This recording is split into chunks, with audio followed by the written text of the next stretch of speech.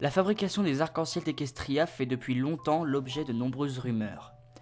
Bien que de nombreux Pégases travaillent à la section arc-en-ciel de la fabrique du climat, la plupart s'occupent juste de la finition.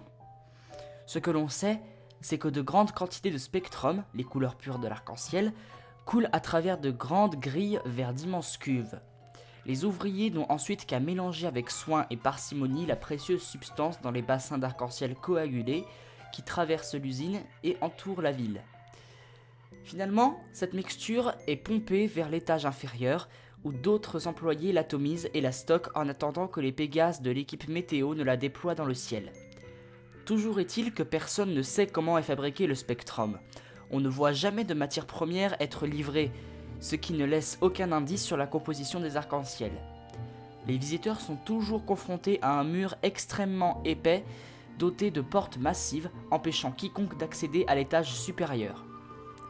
De plus, contrairement à l'étage inférieur et au reste de Cloudsdale, fait de nuages blancs et parsemé de panneaux accueillants, le dernier étage de la Rainbow Factory est entouré de nuages noirs et orageux. Et, pour décourager encore plus les curieux, regorge de panneaux d'avertissement terrifiants et dissuasifs sur tous les dangers potentiels de l'usine. Travailler au dernier étage de la Rainbow Factory signifie abandonner tout contact avec l'extérieur. Les ouvriers doivent jurer de garder le silence et ne sont même pas autorisés à quitter l'étage.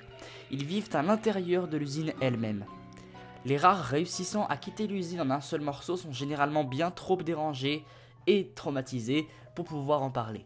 De nombreuses théories circulent, magie noire provenant de licornes séquestrées, des produits chimiques dangereux qu'aucun poney sain d'esprit ne supporterait, et même l'existence d'une autre princesse, méconnue de tous, dont la tâche serait de créer le spectrum plutôt que de faire briller le soleil ou la lune. Mais la vérité est ailleurs.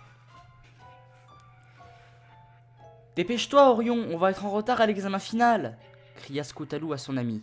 Elle était plus grande maintenant, et en dernière année à l'école de vol. Comme tous les autres Pégases de l'école, le test final la rendait nerveuse. Ceux qui réussissaient étaient libres d'aller où ils voulaient, de trouver leur marque de beauté s'ils ne l'avaient déjà pas, et de devenir des poneys actifs. Ce que l'on ne savait pas, ou dont on s'inquiétait le moins, c'était de ce qu'il advenait des pouliches qui échouaient à l'examen. Même si c'était assez rare, on trouvait généralement dans une classe un ou deux poneys manquant trop de talent ou de motivation pour réussir les manœuvres complexes exigées à l'examen. Ceux qui échouaient étaient méprisés, humiliés et haïs de tous. Cloudsdale était partisante d'une sélection peu naturelle. Si vous n'étiez pas le meilleur, ou que vous n'aviez pas le potentiel pour le devenir, vous ne pouviez pas faire partie du glorieux troupeau. Scoutalou se décala un peu lorsque Orion, un poney grand mais plutôt mince, prit place à côté d'elle. Elle agita ses plumes brunes et tenta un sourire inquiet en observant les alentours. Ils étaient assis dans la grande salle d'attente surplombant l'arène, avec les autres candidats à l'examen. Au loin, à peine visible, il y avait la fabrique. Orion la regardait et déglutit avec anxiété. « Quelque chose ne va pas, Orion ?» demanda Scoutalou. « Peur d'avoir un boulot pourri à la section neige ?» Orion rit jaune et soupira en fermant les yeux. « Non, c'est juste que... je sais pas. Je sais pas si je peux y arriver. Et si j'échoue? Et si je passe de justesse et que tout le monde me méprise pour ça?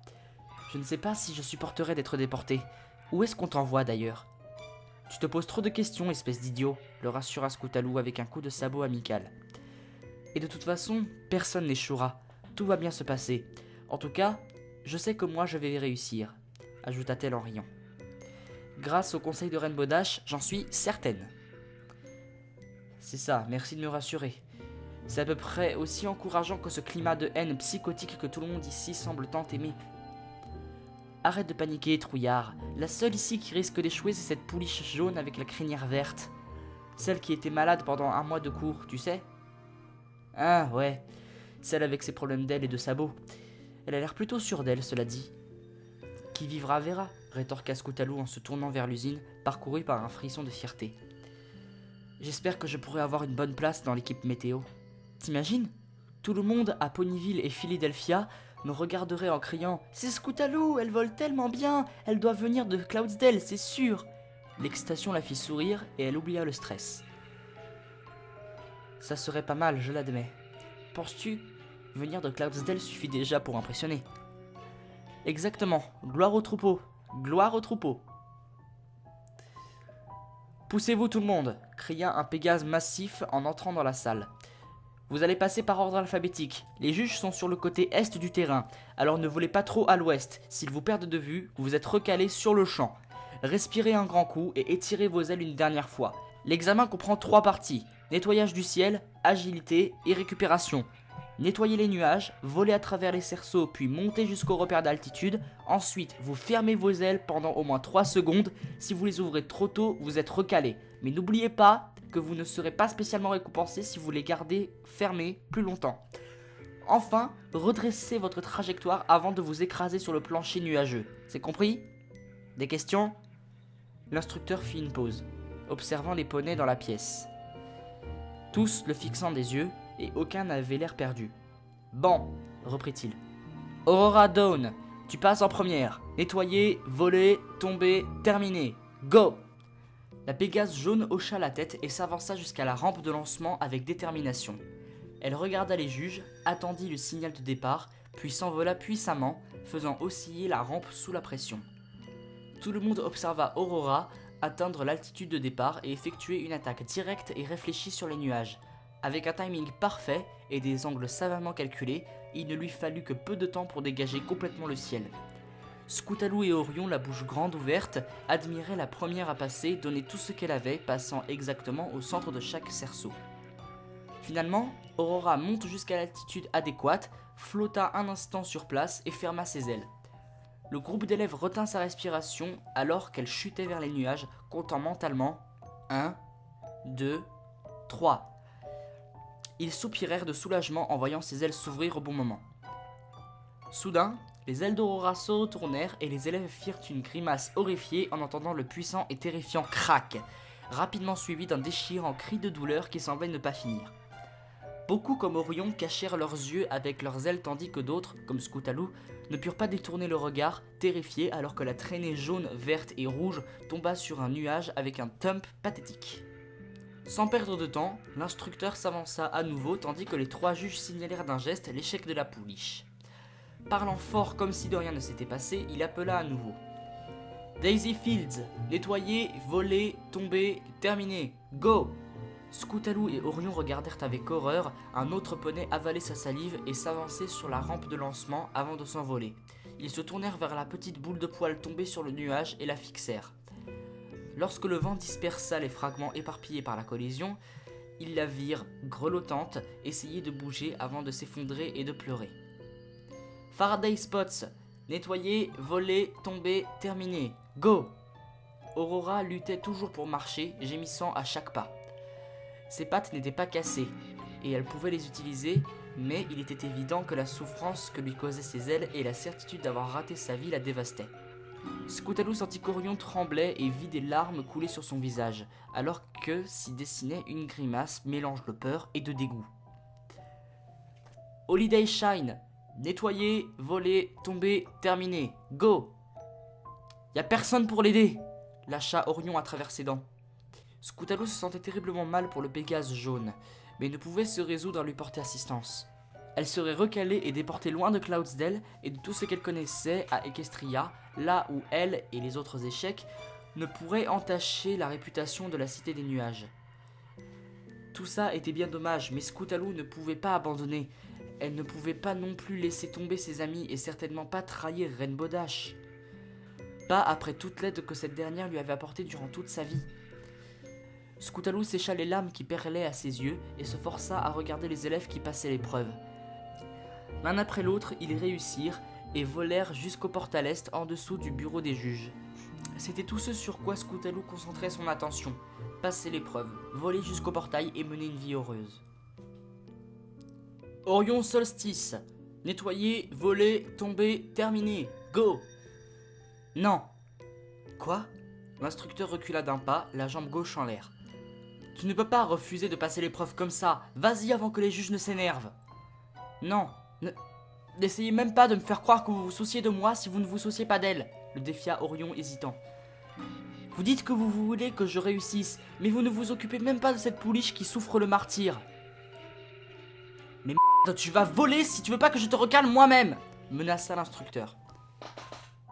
Bon. Orion s'avança sur la rampe et fixa les juges. attendant le signal de départ.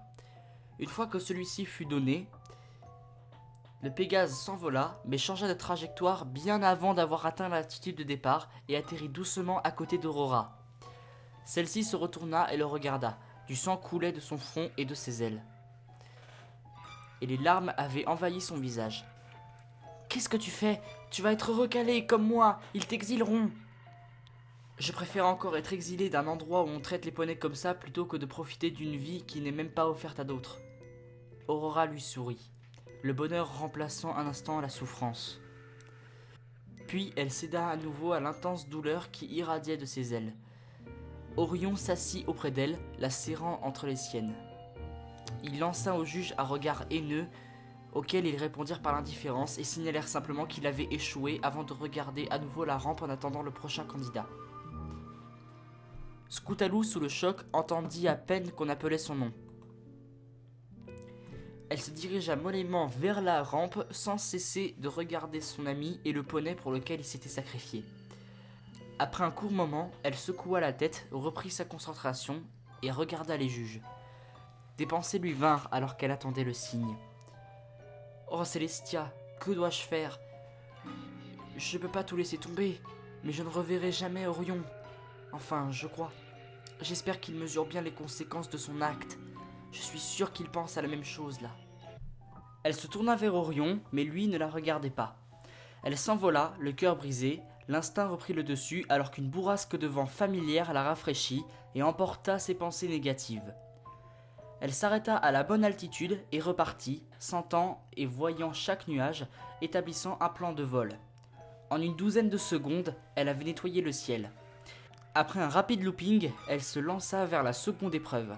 Avec un puissant battement d'ailes, elle se propulsa en avant dans le premier anneau, puis dans le second, et ensuite dans le troisième, négociant sa trajectoire avec expertise.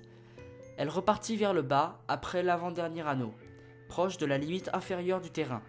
Alors qu'elle descendait, elle remarqua Orion et Aurora quasiment à la porte ouest. Orion se tourna vers elle et lui sourit faiblement. Scoutalou perdit sa concentration. Orion savait ce qu'il avait fait. Il se souciait d'elle. Elle lui manquerait, mais il ne pourrait plus jamais lui dire au revoir. Elle accrocha le dernier cerceau et tomba de plusieurs mètres sur le sol. Dans un intense moment de frayeur, elle se releva et agita ses ailes, s'élevant au-dessus du sol. « Peut-être que ça n'était pas éliminatoire, pensa-t-elle.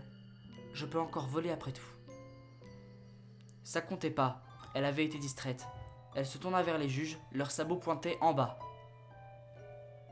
Scoutalou éclata en sanglots et les larmes brouillèrent sa vision. Ce n'était pas juste, ça n'aurait pas dû arriver. Rien de tout ça n'aurait dû arriver. Orion aurait dû réussir son examen et l'encourager depuis la porte est.